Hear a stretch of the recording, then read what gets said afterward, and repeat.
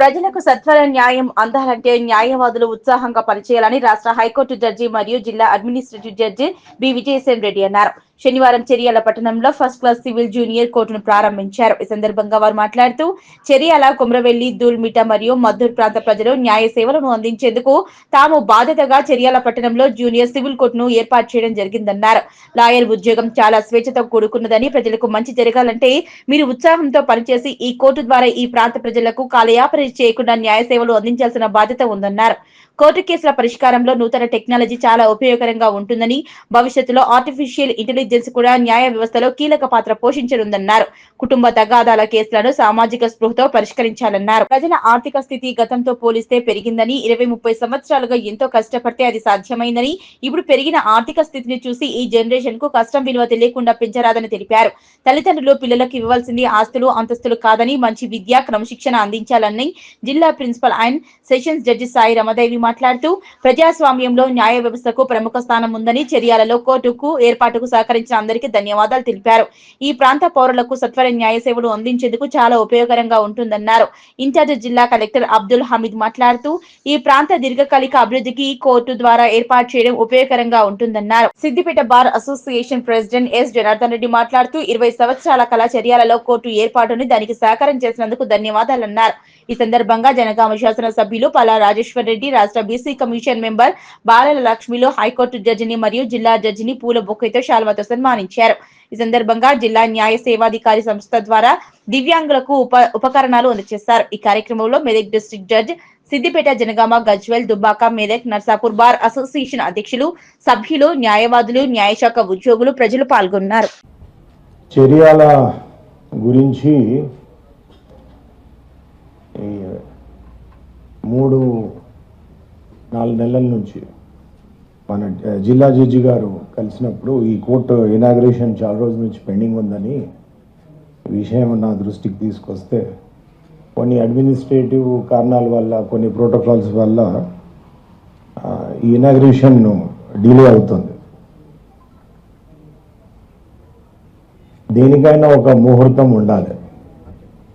మనము ఎన్ని అడ్వైజులు తీసుకొని ఎన్ని ముహూర్తాలు పెట్టినా ఆ రోజు మనకు రాసి ఉంటేనే ఆ రోజు వస్తుంది. సో ఈ రోజుకి ఆ ముహూర్తము వచ్చింది. గత నెల నుంచి ఎన్నో సాటర్డే రోజు ఏదో ఒఫీషియల్ అడ్మినిస్ట్రేటివ్ మీటింగ్స్ ఉన్నాయంటే సండే అట్లా ప్లాన్ చేసినాం కానీ కాలేదు. సో మొట్టమొదటిగా మీరందరూ ఎప్పటికీ రుణపడి ఉండాలి ఎవరికంటే principal district judge Sai Ramadevi.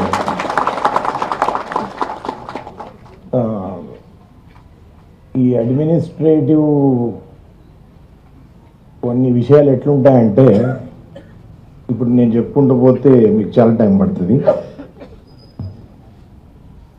చాలాసార్లు నేను బయట మాట్లాడినప్పుడు నన్ను అడిగినారు, మరి మీరు చాలా సంవత్సరాలు ప్రాక్టీస్ చేస్తున్నారు కదా, సో లాయర్ లేక లైఫ్ బాగుండేనా, జడ్జి లేక లైఫ్ బాగుండేనా అని అడిగేది.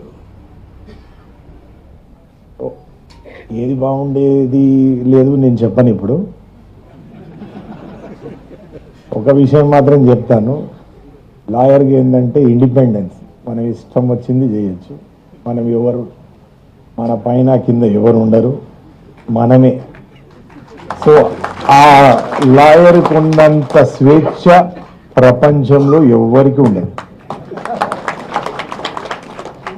కేసెస్ ఉంటే కేసెస్ ఆర్గ్యుమెంట్ చేయొచ్చు, కేసెస్ లేకున్నా కేసెస్ ఉన్నాయని అనుకొని కూడా సంతోషపడచ్చు.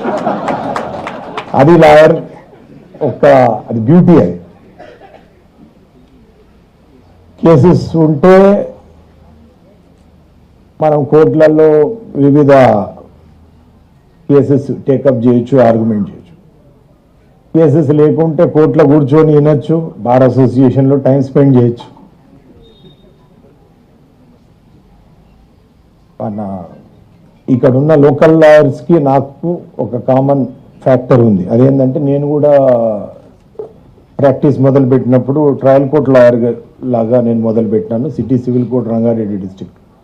సో అట్లా చాలా విషయాలు ట్రయల్ కోర్ట్ లాయర్స్ గురించి వాళ్ళు పడే కష్టము, వాళ్ళు అనుభవించే కష్టాలు నాకు చాలా బాగా తెలుసు. అందుకే ఎప్పుడైనా కానీ జిల్లా కోర్టులలో, ఈ మొఫసిల్ కోర్టులో ఇనాగ్రేషన్స్ ఉంటే ప్రత్యేకంగా టైం తీసుకొని నేను వస్తాను.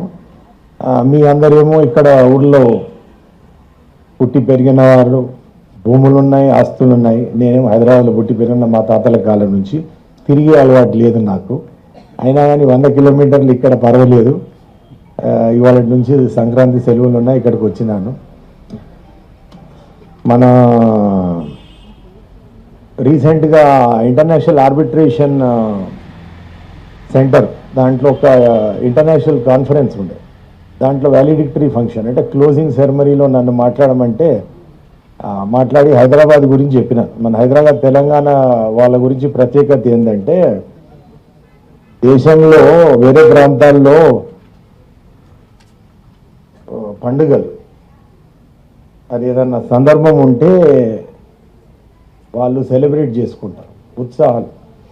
సో మా అయితే ఇంగ్లీష్లో ఏం చెప్పినా నేనంటే, ఫర్ అదర్స్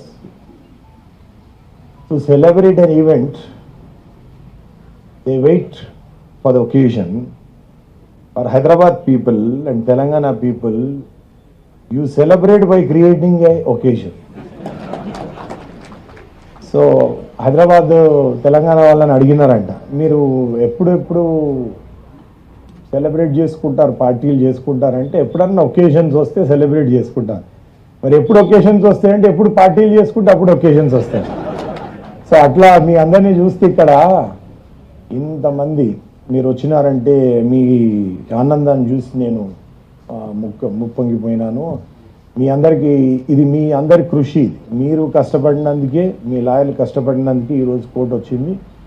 కోర్టు అందించడము మా బాధ్యత, కాపాడుకోవడం మీ బాధ్యత. కష్టపడింది జిల్లా జడ్జి గారు, lawyers, administration, district collector, police, వీళ్ళంతా. ఇనాగ్రేషన్ అన్నిటికంటే ఈజియెస్ట్ పని నేను చేసినాను. సో అదొక ప్రివిలేజ్.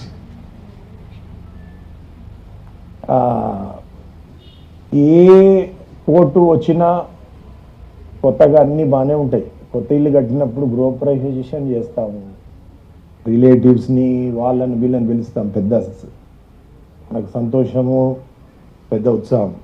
అలాగే ఇది కూడా మొత్తం అందరు ప్రజలకి, ఇక్కడ ఉన్న వాళ్ళకు ఇది పెద్ద సెలబ్రేషన్స్. పబ్లిక్లో మంచి జరగాలి, పబ్లిక్కి లాభం జరగాలని అంటే ఇదే ఉత్సాహ వాతావరణం ఎప్పటికి ఉండాలి. మనము కోర్టు వచ్చింది కదా, మన కేసెస్ వచ్చినాయి కదా అని ఆఫీస్లో కూర్చొని లాయర్సు కోర్టుకు రాకుండా అడ్జర్న్మెంట్లు తీసుకుంటే అది సమంజసం కాదు. ఇప్పుడున్న డెవలప్మెంట్తోని అన్ని ఫాస్ట్ పేస్ డెవలప్మెంట్స్ అయిపోయినాయి. Latest electronic gadgets, latest technology. ఇప్పుడు ఫ్యూచర్లో ఆర్టిఫిషియల్ ఇంటెలిజెన్స్ అనేది వస్తున్నది. ఇప్పుడు కొన్ని విషయాలు సమయం అంతా లేనందుకు నేను చెప్పలేను.